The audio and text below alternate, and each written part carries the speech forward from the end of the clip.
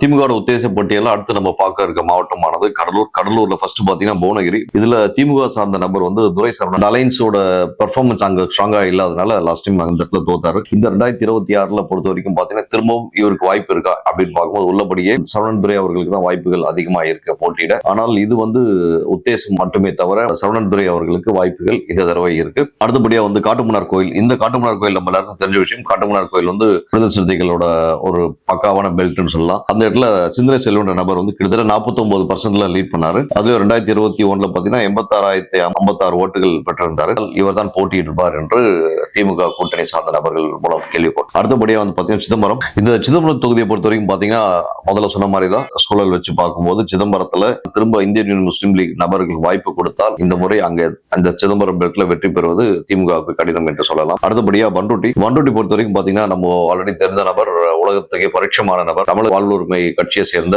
திரு வேல்முருகன் அவர்கள். அவர் வந்து கிட்டத்தட்ட 47.60% வாக்குகள் பெற்றிருந்தாரு. இப்போ இந்த பண்ருட்டிக்காக சட்டசபையில மட்டும் இல்லாம பல்வேறு இடங்கள்ல ரொம்ப போல்டா வந்து பேசக்கூடிய நபர் தான் வேல்முருகன் அவர்கள். நம்ம ரீசெண்டா கூட ஒரு சட்டசபை விவாத நிகழ்ச்சியில வந்து சேகர் பாபா அவர்கள் வந்து வேல்முருகனை டைரக்டா கண்டிக்கிறத பார்க்க முடிஞ்சது. ஆனாலும் கூட இவர் வந்து தொடர்ச்சியா வந்து தன் தொகுதிக்காகவும் மற்ற ஏனைய விஷயங்களுக்காகவும் குரல் கொடுக்கும் மனிதர். இவர் தான் கண்டிப்பா இந்த தொகுதியில் நிற்பார்ன்றது ஆணித்தரமா சொல்ல முடியும். ஆனால் அதிமுக சில நேரங்களில் பேச்சுவார்த்தையில் இருந்தும் கூட திமுக கூட்டணியில் கண்டினியூ பண்ணுவதாக இப்போதைக்கு 2026 இந்த ஜனவரி 30 வரைக்கும் கிடைத்த நியூஸ். திமுக கூட்டணியில் தான் போட்டியிடுவார் மாதிரி நியூஸ் வந்துட்டு இருக்கு. அடுத்தபடியா திட்டக்குடி என்ற தொகுதியை பொறுத்தவரைக்கும் பாத்தீங்கன்னா ரொம்ப ஸ்ட்ராங்கான கேண்டிடேட் திரு சி.வி. கணேசன் என்ற நபர் திமுக சார்பா போட்டியிட்டு 49.78% கிட்டத்தட்ட 83,726 வாக்கு. 2020 ரொம்ப டஃப் கொடுத்த மனிதன் தான் சி.வி. கணேசன் அவர்கள். இந்த முறை கண்டிப்பாக திட்டக்குடியில் இவர் தான் போட்டியிடுவார் என்பது மாற்று. இவர் சார்ந்த நபரோ இல்ல இவரோ தான் போட்டியிடுவாங்க, அது மாற்று கருத்தில்லை. அடுத்தபடியா திருச்சி மாவட்டம். திருச்சி, தஞ்சாவூர் இந்த பெல்ட் எல்லாமே வந்து திமுக நாங்க ஸ்ட்ராங்கா இருக்கும்னு சொல்லிட்டு எல்லா மேடைகளும் அமைச்சர்கள் சொல்றதை நம்ம பார்த்துட்டு இருக்கோம். அதை தொடர்ச்சியா ஃபர்ஸ்ட் திருச்சி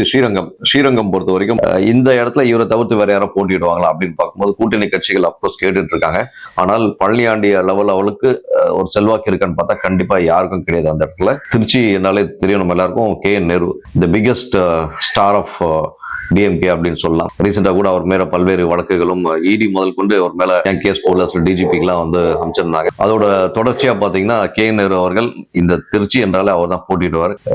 ஒரு உத்தரவாதமா சொல்லலாம் இது சார் கேண்டிடேட் கண்டிப்பா அவர் வெற்றி போடுவார். ஆனால் அங்க ஒரு டிஸ்கிரிபன்சிஸ் இருக்கு. யாருக்குன்னா நம்ம அன்பில் மகேஷ் பொய்யாமொழி டீமுக்கும் கே.என். நேரு அவர்களுக்கும். ஏனென்றால் ஜூனியர்ஸ் எல்லாம் வந்து சீனியர்ஸ் போதும் கொஞ்சம் ஓரம் கட்டுங்க அப்படின்ற மாதிரி பேச்சுக்கெல்லாம் அவ்வப்போது கட்சியில் அடிப்படுது. இருந்தாலுமே கூட கே.என். நேரு ஒரு டைனமிக் கேண்டிடேட்னால கண்டிப்பா வந்து அவருக்கான வெற்றி வாய்ப்பு டவுட்டே கிடையாது. 100% ஜெயிக்கிறதுக்கான வாய்ப்புகள் இருக்கு. திருச்சி கிழக்குல பொறுத்த வரைக்கும் பாத்தீங்கன்னா இனிகோ வித்யாராஜ் அப்படின்ற ஒரு பர்சன் வந்து ரொம்ப கே.என். நேருக்கு அடுத்தபடியா ஃபேமஸான ஒரு நபர் வந்து அந்த பர்டிகுலர் தொகுதியில். அவர் வந்து திமுக சார்பா 2021 போட்டியிட்டு 94,302 வாக்குகளும், அவருக்கு அடுத்தபடியா போட்டியிட்டு அதிமுக சார்ந்த நபர் 40,505 வாக்குகளும் பெற்றிருந்தார் 2021. இப்போ 2026 தேர்தல் நடந்தா கண்டிப்பா இவருக்கு தான் வந்து 99% சீட்டு கிடைக்க சான்சஸ் இருக்கு. அப்புறம் திருவேரம்பூர் இந்த ஒரு தொகுதி வந்து நம்ம எல்லாருக்கும் தெரிஞ்ச ஒரு தொகுதி. ஏன்னா இப்போதைக்கு இருக்கக்கூடிய கல்வித்துறை அமைச்சராக இருக்கக்கூடிய மகேஷ் பொய்யாமொழி அவர்கள் ஒரு 5 ஆண்டு காலமா இது வரைக்கும் கல்வித்துறை சார்ந்த நிறைய விஷயங்கள் வந்து நல்லதும் பண்ணியிருக்காரு, நிறைய விஷயங்கள் கண்டுக்கொள்ளாம விட்டு இருக்காரு. அதுல நான் என்னோட சமூக ஊடகங்கள் தாராளமா எடுத்து பார்க்கலாம். அடுத்தபடியா லால்குடி பொறுத்த வரைக்கும் திமுக கேண்டிடேட் திரு சௌந்தரபாண்டியன் அந்த கேண்டிடேட் இப்ப திருப்பி அதே கேண்டிடேட் தான் போட்டிடுவாங்க. அடுத்தபடியா மணச்சநல்லூர்ன்ற தொகுதியில பொறுத்த வரைக்கும் பாத்தீங்கன்னா எஸ். கதிரவன்ற நபர் கண்டிப்பாக இந்த முறையும் வந்து 2026 இவருக்கு தான் சீட்டு வழங்கப்படும் சொல்லி சொல்லப்படுது. அடுத்தபடியா முசிறின்ற தொகுதியில பொறுத்த வரைக்கும் பாத்தீங்கன்னா திரு எஸ். என். தியாகராஜன் நபர் வந்து இவருக்கு இந்த தொகுதி திருப்பி கொடுக்கப்படுமா என்று பார்க்கும்போது உள்ளபடியே இந்த தடவை வந்து முசிறி தொகுதி வந்து இந்த பர்டிகுலர் நபர் திருப்பி கொள்வதற்கான வாய்ப்புகள் வந்து கம்மின்னு சொல்றாங்க. அடுத்தபடியா துறையூர் பொறுத்த வரைக்கும் திமுக சார்பா போட்டியிட்ட நபர் வந்து ஸ்டாலின் குமார் நபர். சோ இந்த முறை திருப்பியும் அவருக்கு கொடுக்கப்படும் அப்படின்னு தான் சொல்லிட்டு இருந்தாங்க 2024 வரை. இப்போ 25 இருந்து 26 வரைக்கும் கொஞ்சம் டிஃபரன்ஸ் ஆஃப் ஸ்பீச் வந்துட்டு இருக்கு. துறையூர்ல ஸ்டாலின் குமாருக்கே கொடுக்கப்படுமா என்பது உள்ளபடியே வந்து அந்த மாவட்ட செயலாளர் தான் முடிவு பண்ணுவாங்கன்னு சொல்லிட்டாங்க.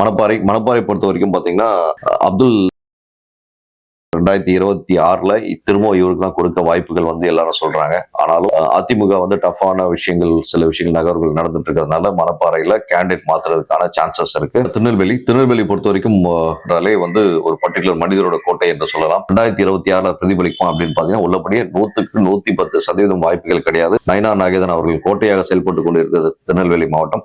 இந்த முறை திமுக என்னதான் டஃப் கொடுத்தாலும் திருநெல்வேலியில திரு நயினார் அவர்கள் தான் வெற்றி பெறுவாங்க. திரும்பியும் ஏஎல் லட்சுமணன் தான் வாய்ப்புகள் கொடுக்கப்படும் என்று லிஸ்ட் படி சொல்லப்படுது. அடுத்தபடி அம்பாசமுத்திரம் பொறுத்த வரைக்கும் பாத்தீங்கன்னா போன முறை வந்து திரு ஆவுடையப்பன் திமுக சார்பாக போட்டியிட்டாரு. திரு எஸ்ஐகி சுப்பையா அவர்களிடம் வந்து தோற்ற நபர். திரும்பவும் இவருக்கான வாய்ப்புகள் அங்க இருக்கா அப்படின்னு பார்க்கும்போது உள்ளபடியே 170% வாய்ப்புகள் திருப்பி இவருக்கு தான் கொடுப்பாங்கன்னு சொல்லப்படுது. ஆனாலும் யங்ஸ்டர்ஸ் வட்டாரம் வந்து ஒரு மாற்றம் இருந்தா நல்லா இருக்கும் மாதிரி அந்த பகுதியில் இருக்க பகுதி செயலாளர்கள் வட்ட செயலாளர்கள் சொல்லிட்டு இருக்கிறத பார்க்க முடியுது. ஆனாலும் இன்னைக்கு வரை அம்பாசமுத்திரம் ஆவுடையப்பன் தான் போட்டியிடுவார் சொல்லப்படுது. அடுத்தபடியா பாளையங்கோட்டை பொறுத்த வரைக்கும் அப்துல் வஹாப் நபர் வந்து 55.33% கிட்டத்தட்ட 89,117 வாக்குகள் பெற்றிருந்தார். இது அந்த ஒரு பாளையங்கோட்டையில கிட்டத்தட்ட ஒரு 63,000 வாக்குகள் வித்தியாசத்துல வெற்றி பெற்ற ஒரு நபர். திரும்பவும் டவுட்டே கிடையாது, பாளையங்கோட்டையில நம்ம இவர் அப்துல் வஹாப் தான் அடிப்பாரு. அடுத்தபடியா நாங்குநேரி பொறுத்த வரைக்கும் நம்ம எல்லாருக்கும் தெரியும், காங்கிரஸ் கட்சியோட கூட்டணியில் இருந்ததுனால காங்கிரஸ் கட்சிக்கு திரு ரூபி மனோகர் என்னதான் சென்னை ஆளா இருந்தாலும் சரி, அவர் வந்து அந்த பர்டிகுலர் தொகுதியில போட்டியிட்டு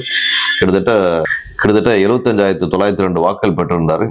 இது உள்ளபடியே அதிமுகவோட 26,000 வாக்கு வித்தியாசத்துல ரூபி மனோகர் அங்க வந்து வெயிட் பண்ணாரு. திரும்பவும் இவருக்கான அங்க வாய்ப்புகள் இருக்கா அப்படின்னு பார்க்கும்போது கேரண்டியா வந்து நாங்குநேரில ரூபி மனோகர் தான் நிற்பாரு. இவருக்கு ஆப்போசிட்டா நிக்கிறதுக்கு தமிழிசை அவர்களும் வேற நபர்கள் பேசிட்டு இருக்காங்க.